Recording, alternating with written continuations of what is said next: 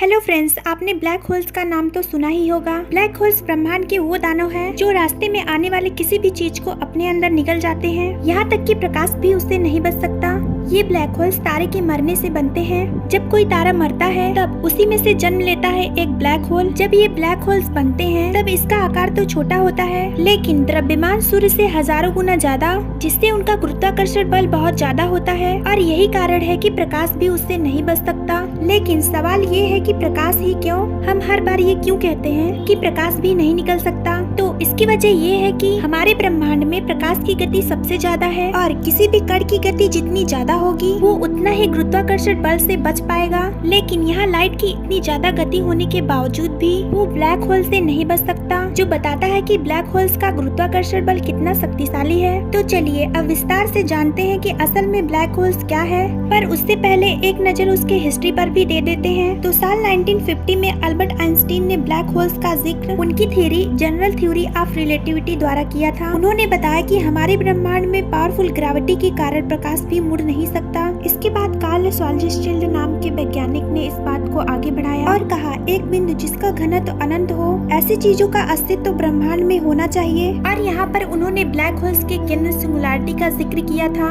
पर अनंत और शून्य एक ऐसी वैल्यू है जो अगर भौतिक विज्ञान के किसी क्षेत्र में दिखाई पड़ती है तो साइंटिस्ट के होश उड़ जाते हैं। साथ ही इस वैल्यू के साथ मिले परिणामों को भी नकारा जाता है और ऐसा ही कुछ श्वार्ज़शिल्ड के साथ हुआ और अनंत द्रव्यमान की वजह से ये बात उतनी नहीं चली और ब्लैक होल्स की खोज को नहीं माना गया। पर फाइनली साल 1971 में एक ब्लैक होल्स को खोजा गया जिसका नाम सिग्नस X1 रखा गया। तो आइए अब हम जानते हैं कि ब्लैक होल्स कैसे बनते हैं। जब किसी तारे का ईंधन खत्म हो जाता है तब जाकर ब्लैक होल्स की स्थिति उत्पन्न होती है। होता यह है कि किसी भी तारे को एनर्जी उसके अंदर रहे हाइड्रोजन और हीलियम गैस की वजह से मिलती है। लेकिन जब करोड़ों साल बाद ये गैस खत्म हो जाते हैं तब उस तारे के बीच का भाग पीछे रह जाता है और इस भाग को कोर कहते हैं। यह कोर फिर अपने केंद्र के अंदर सिकुड़ने लगता है, या कहे कि वो बचा हुआ भाग छोटा होने लगेगा। पर एक हद तक ही यह प्रक्रिया होती नजर आएगी। फिर केंद्र में ज्यादा द्रव्यमान होने की वजह से तारे का वो भाग खुद की ही गुरुत्वाकर्षण शक्ति को संभाल नहीं पाएगा और फिर एक धमाका होगा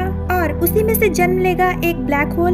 ब्लैक होल का सारा द्रव्यमान उसके केंद्र में ही होता है। इसके केंद्र में रहने वाला द्रव्यमान बहुत ही सूक्ष्म होता है, एक कण से भी छोटा, लेकिन उसमें सूर्य से हजारों गुना बड़े तारे जितना द्रव्यमान समाया होता है। जैसे जैसे ये आगे बढ़ता है रास्ते में आने वाली सारी चीजों को निगलता जाता है। ज्यादातर ये धूल और गैसों को खाकर ही बड़ा होता है और सारी निगली हुई चीजें उसके केंद्र में जाकर ही रुकती हैं, जिससे हम कह सकते हैं कि ब्लैक होल्स में कुछ नहीं होता लेकिन सब कुछ होता है। आमतौर पर सारे ब्लैक होल्स एक जैसे ही होते हैं, लेकिन कुछ का द्रव्यमान सूरज से 100 गुना ज्यादा होता है और कुछ का करोड़ों गुना। वैसे तो ब्लैक होल्स 3 टाइप्स के होते हैं। फर्स्ट है स्टेलर मास ब्लैक होल्स और सेकंड है सुपर मैसिव ब्लैक होल्स और लास्ट है इंटरमीडिएट ब्लैक होल। तो स्टेलर मास ब्लैक होल्स तब बनते हैं जब किसी छोटे तारे के अंदर का ईंधन समाप्त हो जाता है, तो उससे जो ब्लैक होल्स बनते हैं उसे स्टेलर मास ब्लैक होल्स कहते हैं। इस ब्लैक होल्स का मास या कहे वजन हमारे सूर्य से 3 गुना या उससे ज्यादा भी होता है, लेकिन आकार सिर्फ दिल्ली या मुंबई शहर जितना ही होगा। हमारी मिल्की वे गैलेक्सी या कहे हमारी आकाश गंगा में करोड़ों की संख्या में इस तरह के ब्लैक होल्स आए हुए हैं। सेकंड है सुपरमैसिव ब्लैक होल।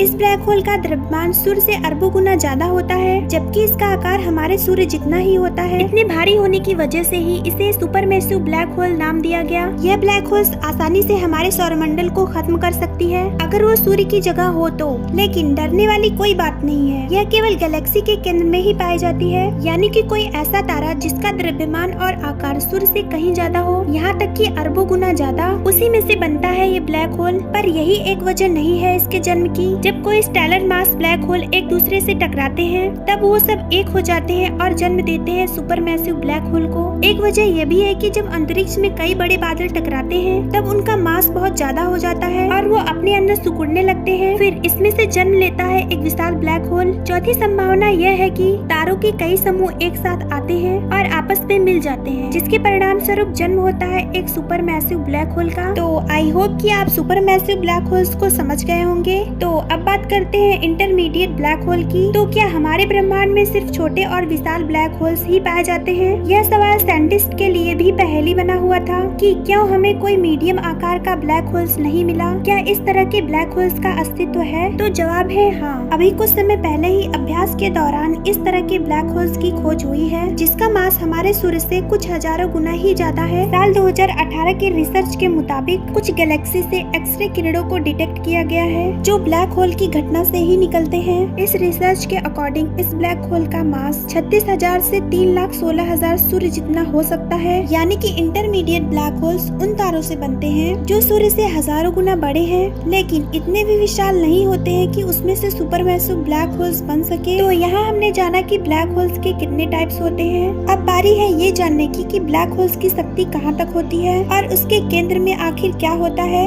तो ब्लैक होल्स के चारों तरफ एक बाउंड्री जैसी होती है, जिसे हम इवेंट होराइजन कहते हैं। अगर कोई भी खगोलीय चीज इस बाउंड्री को पार करती है तो फिर इसका वापस आना इम्पॉसिबल है। वो सीधा ब्लैक होल्स के केंद्र में ही जाकर गिरेगी, जिसके दो स्तर होते हैं। फर्स्ट है इनर इवेंट होराइजन और सेकंड है आउटर इवेंट होराइजन। अगर कोई चीज या घटना आउटर इवेंट होराइजन पर है तो वो थोड़ा बहुत ही सेंटर की तरफ अट्रैक्ट होगा, पर वो ब्लैक होल्स की भयंकर ग्रेविटी का शिकार होने से बच जाएगी। लेकिन अगर वो इनर इवेंट होराइजन पर है तो वो उसके ग्रेविटी का शिकार हो जाएगा और वो ऑब्जेक्ट सीधा ब्लैक होल्स के सेंटर में चला जाएगा। ब्लैक होल्स के सेंटर को सिंगुलैरिटी कहा जाता है। असल में यहाँ क्या है वो किसी को नहीं पता।